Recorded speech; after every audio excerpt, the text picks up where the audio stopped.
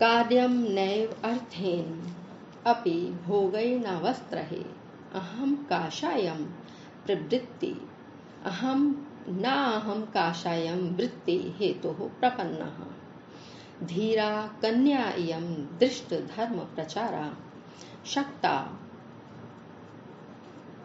धीरा कन्या इयं दृष्ट धर्म प्रचारा शक्ता चारित्रं रक्षितुं मे भगिन्याः। नैव अर्थ ही, मेरा अर्थ से कोई प्रयोजन नहीं है, अर्थात मैं धन संपत्ति नहीं चाहता। न भी भोग ही, और न ही भोगों से मेरा कोई प्रयोजन, मैं सांसारिक सुख उपभोग भी नहीं चाहता, कुछ मुझे ऐसी चीज नहीं चाहिए। न वस्त्र ही कार्यम, और न ही मुझे वस्त्रों से कोई काम, न ही मुझे किसी प्रकार की कोई वस्त्र चाहिए। न हम वृत्ति हेतु हो काषायम प्रपन्न हो, और न ही मैंने आजीविका के लिए, अपनी वृत्ति चलाने के लिए ये गेरुआ वस्त्रों को धारण किया है। मेरा उद्देश्य आजीविका प्राप्त करना भी नहीं है इन गेरुआ वस्त्रों के द्वारा। मुझे क्या चाहिए? इयम कन्या दृष्ट धर्म प्रचारा धीरा, ये जो कन्या है, ये जो राजकुमारी है, वो धर्मात्मा, धीरा, विदुषी है। ऐसा लग रहा है कि ये धर्मात्मा है और विदुषी है, इसलिए शक्ता चरित्रम रक्षितुम मे भगिन्याः, अतः ये मेरी भगिनी के चरित्र की रक्षा करने में समर्थ हैं। इसलिए मैं चाहता हूँ कि मेरी बहन को कुछ समय के लिए, जब तक इनके पति इन्हें लेने नहीं आते, तब तक के लिए इनको अपने पास रख लें, क्योंकि निश्चित ही ऐसा लग रहा है कि ये जो राजकुमारी पद्मावती हैं वो धीरा हैं, धैर्यशाली हैं, धार्मिक प्रवृत्ति की हैं, इसलिए निश्चित रूप से ये मेरी बहन के चरित्र की रक्षा करने में समर्थ हैं। मैं चाहता हूँ कि मेरी बहन कुछ समय के लिए इनके सानिध्य में रहे।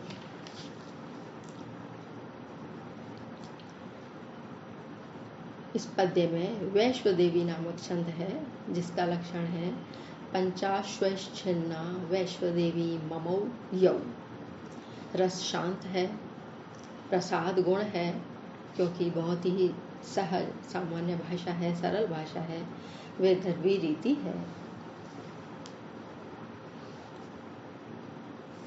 वासव दत्ता आत्मगतम, अपने मन में हम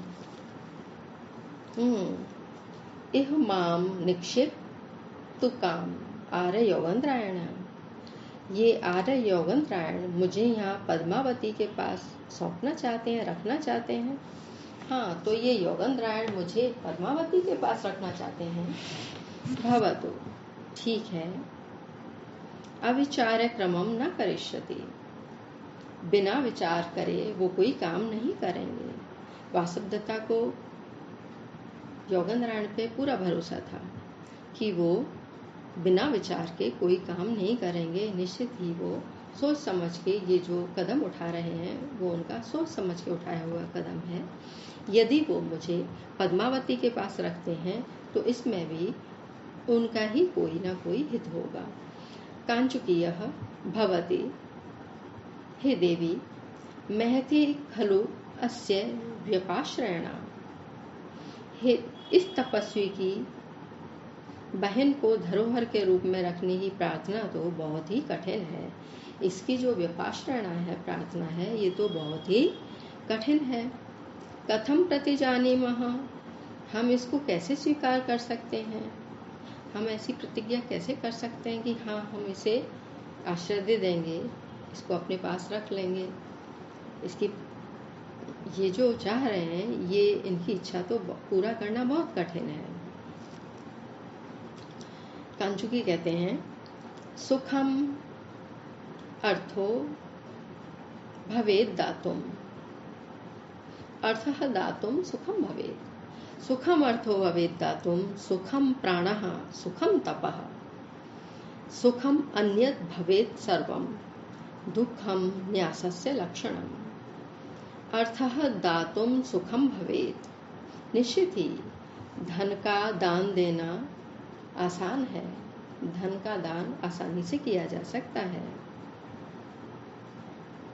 प्राणः सुखम, यहाँ तक कि प्राण भी आसानी से दिए जा सकते हैं कि उनका अपना उनके ऊपर आधिपत्य है, अपने प्राण कोई भी आसानी से दे सकता है। अन्यत् सर्वम सुखम भवेत्, और अन्य सब कुछ भी देना सुखकर होता है, सब कुछ देना सरल होता है। न्यासस्य रक्षणम दुखम, किंतु किसी न्यास की रक्षा करना, न्यास अर्थात धरोहर, धरोहर की रक्षा करना बहुत ही कष्टदायक होता है।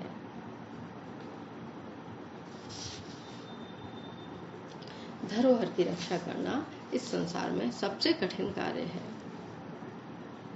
छंद इसमें अनुष्टुप है, प्रसाद गुण है, वैदर्भी रीति है, दातुम दातुमुन, रक्षणम रक्ष ल्युट,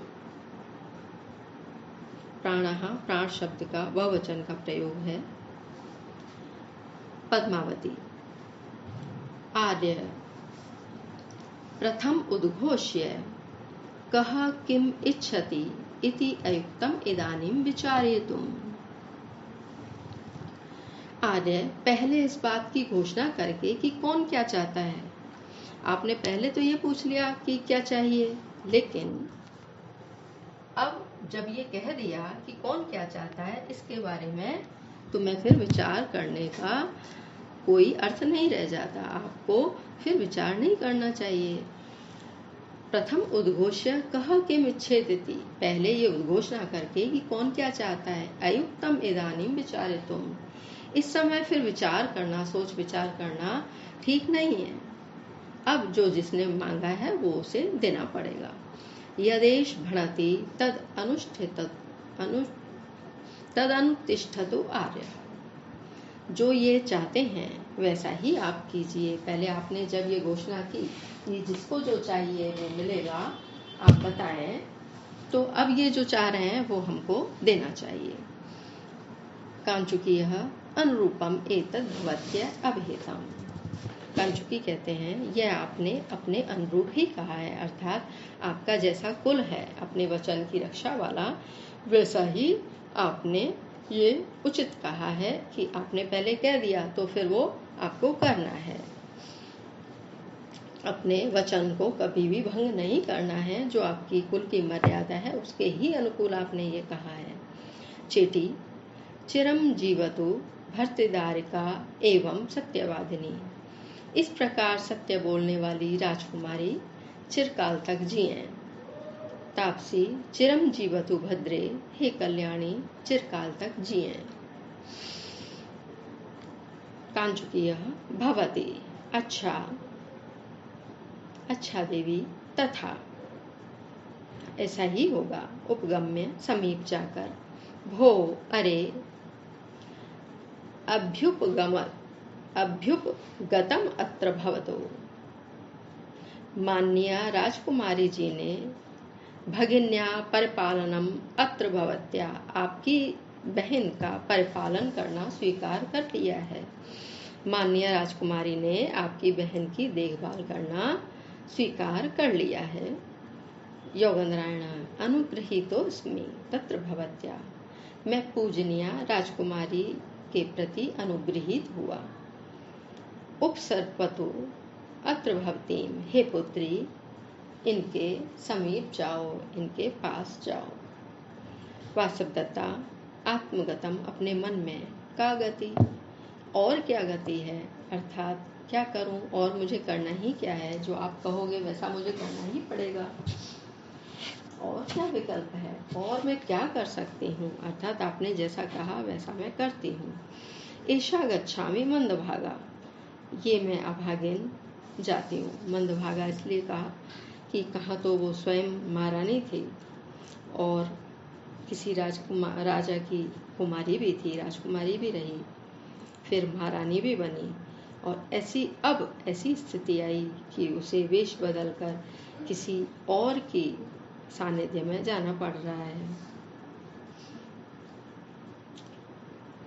पद्मावती भवतु भवतु, अच्छा अच्छा, आत्मीया इदानीं संवृत्ता, अब ये अपनी हो गई, ये तो अब अपनी ही हो गई। तापसी या ईदृशी अस्याः आकृति इयमपि राजदारकेति तर्कयामि। तापसी कहती है कि जैसी इसकी जिस प्रकार की ये इसकी आकृति है, या ईदृशी अस्याः आकृति, जैसी इसकी आकृति है उससे ऐसा प्रतीत होता है कि ये भी राजदारिका होगी, ये भी कोई राजकुमारी होगी। ऐसा मैं विचार करती हूँ, ऐसा मुझे लग रहा है, आभास हो रहा है इसकी आकृति के देखकर कि ये भी एक राजकुमारी होगी। चेटी सुष्ठु आर्या भड़ती, सुष्ठु माने ठीक, आर्या ठीक ही कह रही हैं।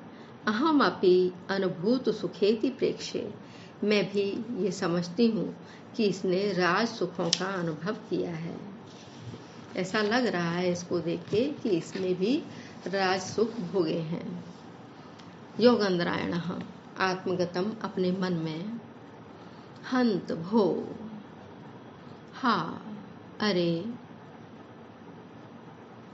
अधर अर्धम अवसितम भारस्य, अर्धम अवसितम भारस्य, मेरा आधा भार कुछ कम हुआ, मेरा आधा भार तो कम हुआ। एक स्त्री के साथ गुप्त वेश में रहना बहुत कठिन होता है, क्योंकि सब दो जब व्यक्ति जब होते हैं तो ये कौन है, कहाँ से आए हैं। अब तो योगेंद्रायण अकेले हैं, सन्यासी हैं, अपने को गुप्त वेश में आसानी से कहीं भी रख सकते हैं, कहीं भी वो जाकर ठहर सकते हैं। लेकिन जब तक उनके साथ वासवदत्ता थी तो निश्चित रूप से उनको अपने को छुपाना बहुत कठिन हो गया था। इसलिए वो कह रहे हैं कि मेरा आधा भार अब खत्म हुआ, कम हो गया है। यथा मंत्र भी सह समर्थितम तथा परिणमति, जैसा मंत्रियों के साथ निश्चय किया वैसा ही होता जा रहा है। जैसे मंत्रियों के साथ योजना बनाई गई थी वैसा ही सारा कार्य संपादित होता जा रहा है। ततः प्रतिष्ठिते स्वामिनी तत्र भवतीम उपनयतो मे इह अत्र भवती मगधराज पुत्री विश्वास स्थानम भविष्यति।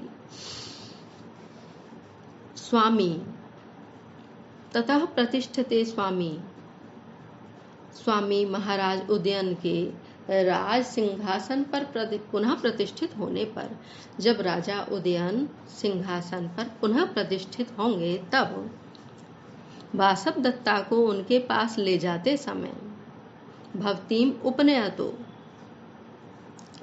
इस वासवदत्ता को पुनः उनके पास ले जाते हुए इह अत्र भवती मगधराज पुत्री विश्वास स्थानम भविष्यति, ये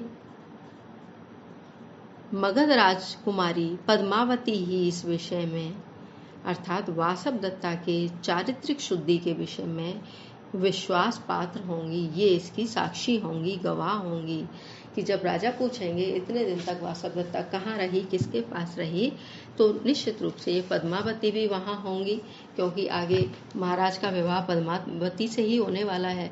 तो ये पद्मावती ही इनके चारित्रिक शुद्धि के विषय में गवाह होंगी, प्रमाण होंगी कि ये वासवदत्ता अब तक मेरे पास ही थी, पद्मावती ये कह सकेंगी। इसलिए क्योंकि कुतः, क्योंकि पद्मावती नरपतेः महती भवित्री दृष्टा विपत्तिरथ यही प्रथमं प्रतिष्ठा तत्प्रत्ययात् कृतम इदम न हि सिद्धवाक्यानि उत्क्रम्य गच्छति विधि सुपरीक्षितानि।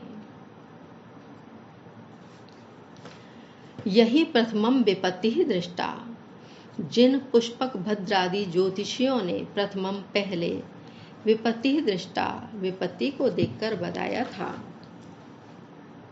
अथ पद्मावती नरपते महिषी भवित्री प्रतिष्ठा, कि ये पद्मावती राजा उदयन की पटरानी होंगी। तत्प्रत्ययात इदम कृतम, उन्हीं पर विश्वास करके, उन ज्योतिषियों के वाक्यों पर ही विश्वास करने के कारण ये सब मैंने किया है, अर्थात वासवदत्ता को इस पद्मावती को सौंपा है, क्योंकि मैंने ज्योतिषियों के वाक्य पर विश्वास किया है कि पद्मावती की महाराज से शादी होगी, विवाह संपन्न होगा। विधि सुपरीक्षितानि सिद्ध वाक्यानि उत्क्रम्य न गच्छति, क्योंकि विधि भाग्य सुपरीक्षितानि अच्छी तरह परखे हुए सिद्ध वाक्यानि सिद्धों के वाक्यों का उत्क्रम्य उल्लंघन करके नहीं चलता है। भाग्य सिद्धों के वाक्यों का उल्लंघन नहीं करता है। जिन पुष्पक भद्रादि ज्योतिषियों ने पहले विपत्ति को बताया था, बाद में पद्मावती राजा उदयन की पटरानी होंगी, यह भविष्यवाणी की थी, उन्हीं पर विश्वास करने के कारण ये वासवदत्ता का पद्मावती के हाथों में सौंपने का कार्य मैंने किया है, क्योंकि भाग्य अच्छी तरह परखे हुए सिद्धों के वाक्यों का उल्लंघन करके नहीं चलता है। इस श्लोक में बसंत तिल का छंद है, उक्ता वसंत तिलका तबजा जगौवः, जिसका ही लक्षण है। प्रत्येक चरण में 14 मात्राएं हुआ करती हैं, प्रत्येक चरण में 14 वर्ण हुआ करते हैं, ये वाणिक छंद है। गुण प्रसाद गुण है, वैदर्भी रीति है।